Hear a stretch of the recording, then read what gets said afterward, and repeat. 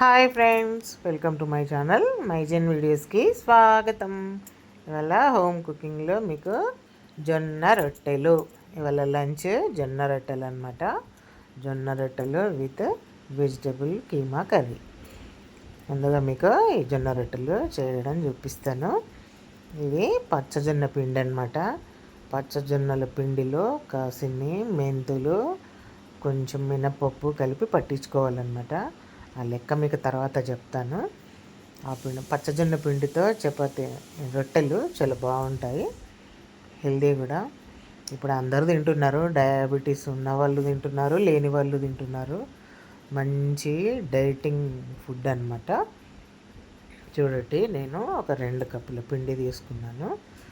2 కప్పుల పిండిలో ఉప్పు గిన ఏం వేయకూడదు, ఎందుకంటే ఇప్పుడు డయాబెటీస్ ఉన్న వాళ్ళకి ముఖ్యం కాబట్టి నేను ఉప్పు వేయకుండానే చేస్తాను. అట్లాగే చేసుకోండి డయాబెటీస్ ఉన్న వాళ్ళైతే. మామూలుగా నార్మల్ పీపుల్ వాళ్ళైతే కొంచెం ఉప్పు వేసుకోవచ్చు. ఈ పిండిలో ఏం చేయాలంటే బాగా మసిలిన నీళ్ళు వేసి కలుపుకోవాలి. 1 కప్పుకి 1 కప్పు వాటరు, 2 కప్పుల పిండికి 2 కప్పుల వాటర్, వేడి వాటరు. ఆ వాటర్ 2 ప్రొసీజర్లు ఉన్నాయన్నమాట. ఒకటేమో వేడి నీళ్ళు, బాగా మసిలిన నీళ్ళు వేసి కలుపుకోవాలి. ఇంకొకటి సెకండ్ టైం రెండో ప్రొసీజర్ ఏంటంటే, ఈ నీళ్ళు బాగా మరుగుతుండేటప్పుడే ఆ మరిగే వాటర్లోనే పిండి పోసి కలుపుతూ ఉంటారనమాట. అదొక ప్రొసీజర్. మేమైతే వేడి నీళ్ళే పోసి కలిపేసి పెట్టేస్తాను. వేడి నీళ్ళు కలిపిన తర్వాత కొంచెం ఒక 10 నిమిషాలు దాన్ని కాస్త మెత్తగా పిసకాలన్నమాట. ఎంత మెత్తగా పిసికితే అంత మంచిది. వేడి నీళ్ళు పోయగానే రబ్బర్లాగా అవుతుంది అనమాట పిండి. ఆ పిండిని కాస్త మెత్తగా అంతా కలిపి మెత్తగా పిసికి ఒక 10-15, అంటే వేడి తగ్గిపోకూడదు. వేడి నీళ్ళు పోస్తాం కాబట్టి పిండి చాలా వేడిగా ఉంటుంది. కొంచెం గోరువెచ్చగా ఉన్నప్పుడు మళ్ళీ తీసి ముద్దలు ముద్దలుగా చేసుకొని మనము పీట మీద రొట్టెలు ఏమంటారు, కొట్టడమే. జొన్న రొట్టెలను కొట్టడమే చేస్తారు. కాకపోతే ఇంకొక ప్రొసీజర్ కూడా ఉంది. బాగా పిండేసి మన కోళ్ళతో లాటిస్తే కూడా మన చపాతీలాగా వస్తాయి, కానీ ఒక్కొక్కసారి విడిపోతూ ఉంటాయి అన్నమాట. పీట మీద ఇట్లా చేయితో కొడితేనే సూపర్గా వస్తాయి జొన్న రొట్టెలు, స్మూత్గా మంచిగా వస్తాయి.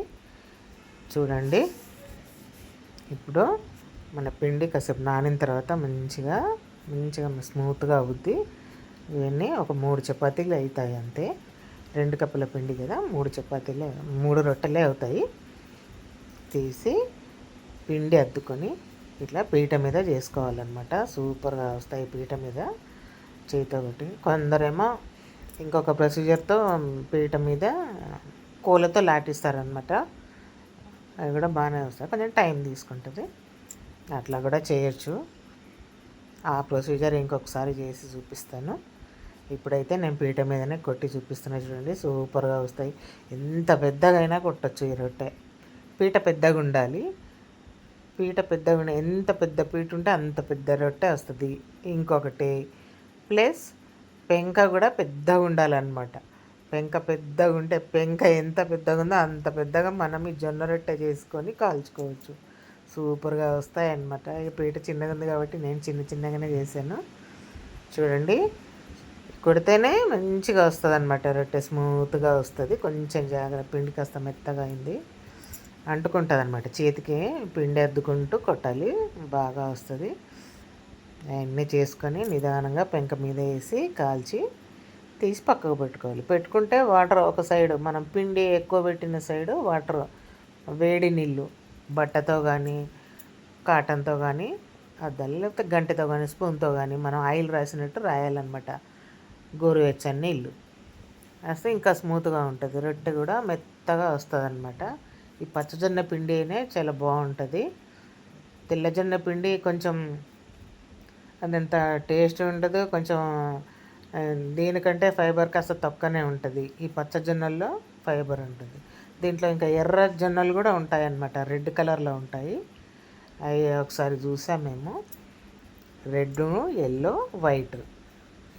రెడ్ జొన్నలు కూడా మంచివి అనమాట.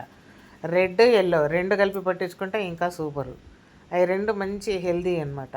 ఈ మన తెల్ల వాటికి ఈ హైబ్రిడ్ కాబట్టి కొంచెం మోకాళ్ళు నొప్పులు వస్తాయి, తెల్ల జొన్నలకి అని అంటారు. అందుకే కొంచెం అవి వాడాలంటే ఇబ్బందిగా ఉంటుంది. కాబట్టి ఎక్కడైనా దొరుకుతున్నాయి ఇప్పుడు పచ్చజొన్నలు. ఈ ఈ పట్టించుకొని తినడం అలవాటు చేసుకోండి.